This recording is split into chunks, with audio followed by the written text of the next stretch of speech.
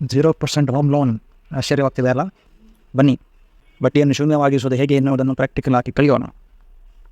ಸಾಲದ ಮೊತ್ತ 40 ಲಕ್ಷ ರೂಪಾಯಿ. ಉದಾಹರಣೆಗೆ, ಸಾಲ ಪಡೆದಿರುವ ಅವಧಿ 20 ವರ್ಷಗಳು. ಸಾಲಕ್ಕೆ ಕಟ್ಟುವ ಬಡ್ಡಿಯ ದರ 9% ಶೇಕಡ. ಸಾಲದ ತಿಂಗಳ EMI 35,989 ರೂಪಾಯಿ. ಅಸಲು ಬಡ್ಡಿ ಸೇರಿ ಕಟ್ಟುವ ಒಟ್ಟು ಮೊತ್ತ 86,37,000 ರೂಪಾಯಿಗಳು. ಸಾಲದ ಅಸಲಿನ ಮೊತ್ತ 40 ಲಕ್ಷ ರೂಪಾಯಿ ಆದರೆ ಸಾಲದ ಬಡ್ಡಿ ಮೊತ್ತವು 46,37,000 ರೂಪಾಯಿಗಳಿಗೆ.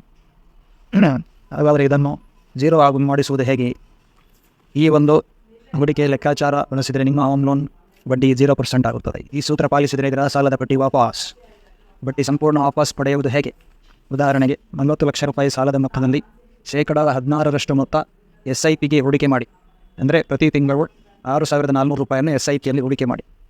ಮ್ಯೂಚುವಲ್ ಫಂಡ್ ಸರಾಸರಿ ವಾರ್ಷಿಕ ಗಳಿಕೆ ಅಂದಾಜು 12% ಅಂತ ಭಾವಿಸಿದರೆ 20 ವರ್ಷ ಬಳಿಕ ನಿಮ್ಮ ಹೂಡಿಕೆಯ ಒಟ್ಟು ಮೌಲ್ಯವು 63,37,000 ಆಗಿರುತ್ತದೆ.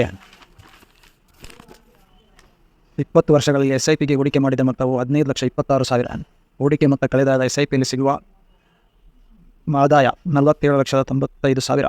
ಗೃಹ ಸಾಲಕ್ಕೆ 20 ವರ್ಷಗಳಲ್ಲಿ ಕಟ್ಟುವ ಬಡ್ಡಿ 46,37,000. ಗಮನಿಸಿ, ಹಣಕಾಸು ಶಿಕ್ಷಣಕ್ಕಾಗಿ ಒದಗಿಸಿರುವ ಮಾಹಿತಿ. ಧನ್ಯವಾದಗಳು.